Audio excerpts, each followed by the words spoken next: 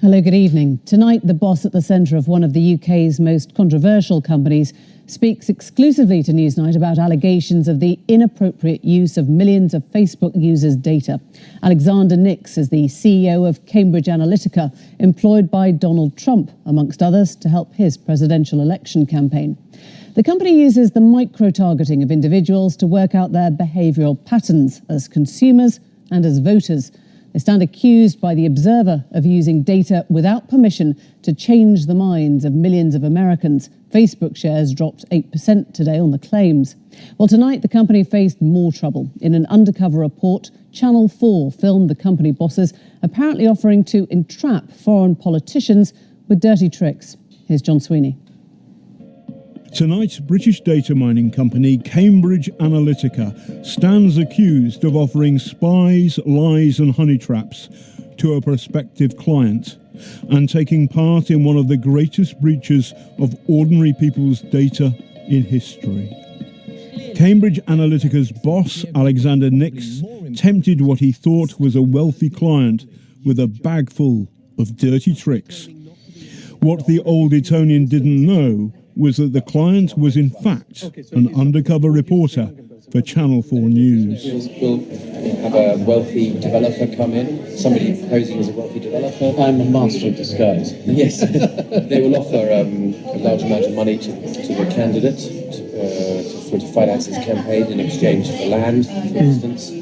We'll have the whole thing recorded on cameras.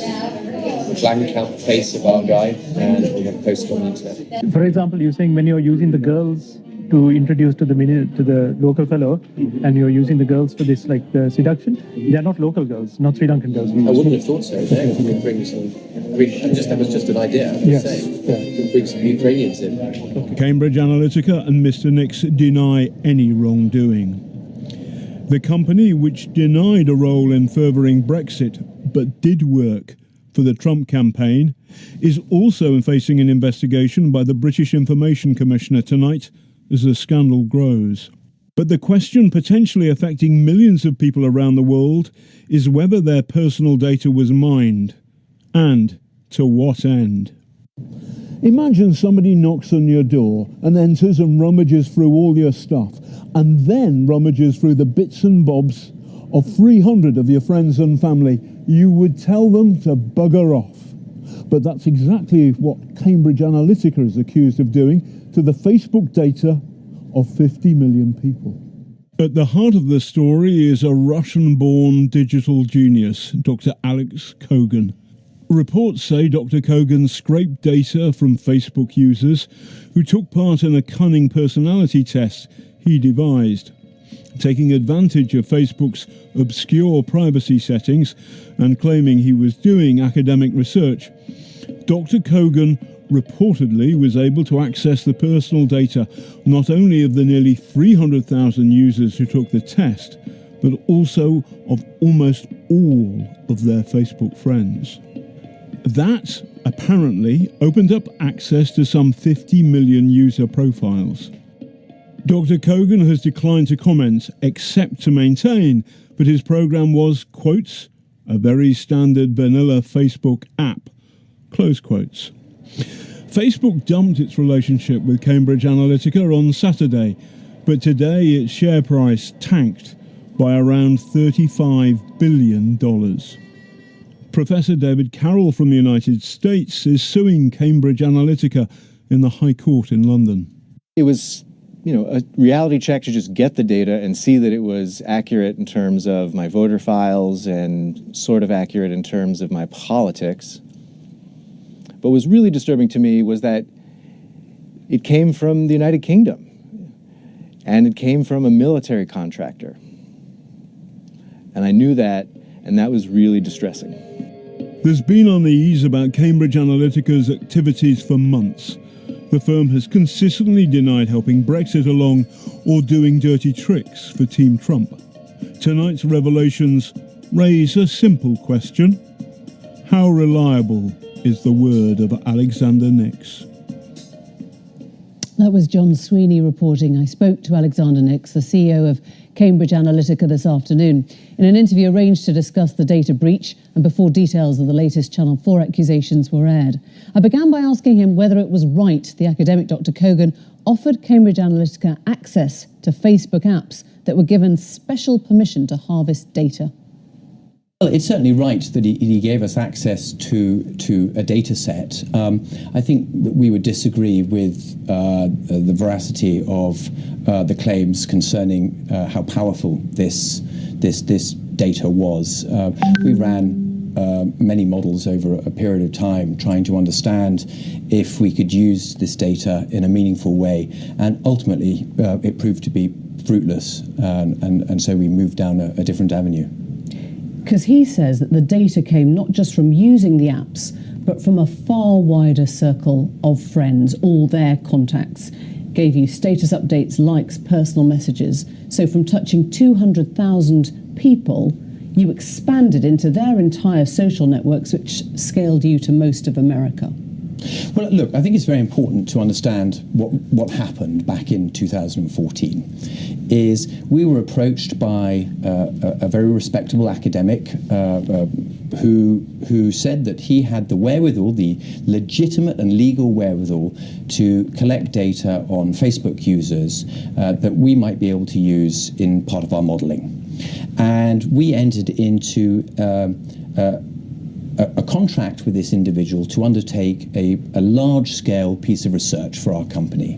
And that involved going out and asking somewhere close to 40,000 individuals to undertake a survey, a bit like an opinion survey.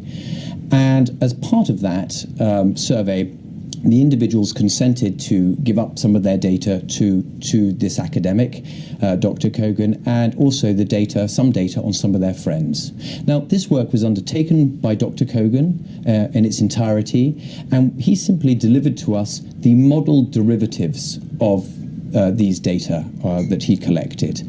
And we then looked at how we could build models on top of these models to understand whether that would give us any insight or any signal into these audiences. So when Chris Wiley says that Kogan was using apps from people who had no idea on Facebook, is he wrong? Is he lying?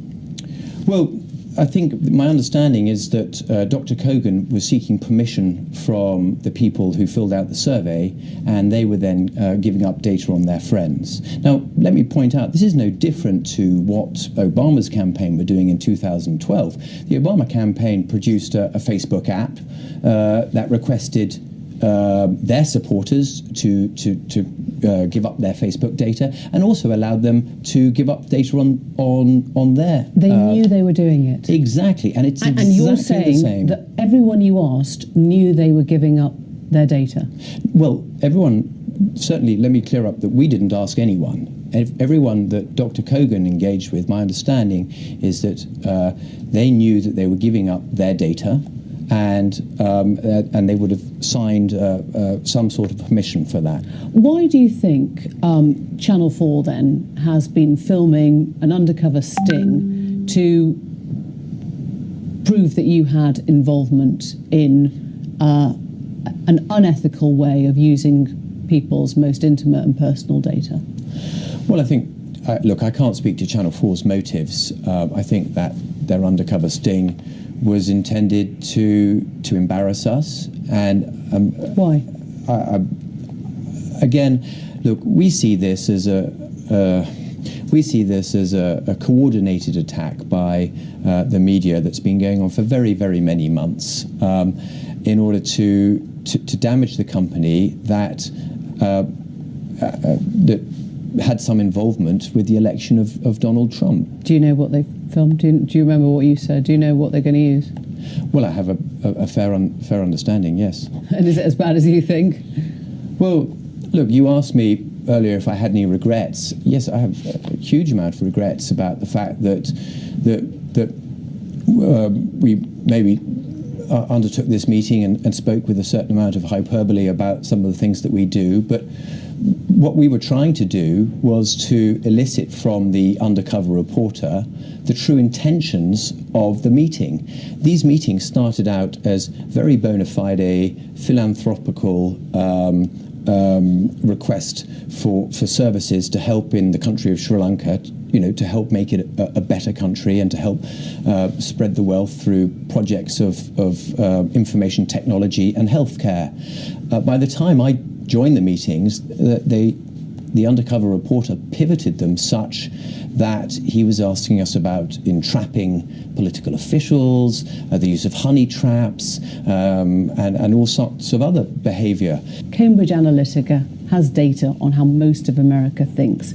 You are completely confident that Cambridge Analytica has not in any way influenced the outcome of the Brexit vote or of the Trump victory? Well, of the Brexit vote. In the Trump victory, we were involved in the Trump campaign, as I've made clear for very many months now. We managed everything from research to data to analytics to all the digital marketing to also the television marketing that was undertaken. So we had a role that was core to some of the functions that were being delivered to the campaign. And do you feel that you have skewed democracy by playing a part in that? By providing campaign services to a candidate who'd been fairly nominated as the Republican representative of the United States? How is that possible? So you think that Hillary Clinton is allowed to have a campaign team and Donald Trump isn't? Do you feel there is anything ethically that you would do differently as a company now? Well, I have some regrets about the way that I have represented what the company does. I certainly feel that the air of mystery and negativity that surrounds the work of Cambridge is misfounded, and as the CEO I take responsibility for that. I take responsibility in light of the fact that the staff have worked incredibly hard to build this business up. They're very driven on finding, high-tech solutions to very real problems that face people in the world today. And if I have, failed to convey what we do in the right way to viewers and the wider public, then that's a failing. And yes, I have some regrets about that. Thank you very much.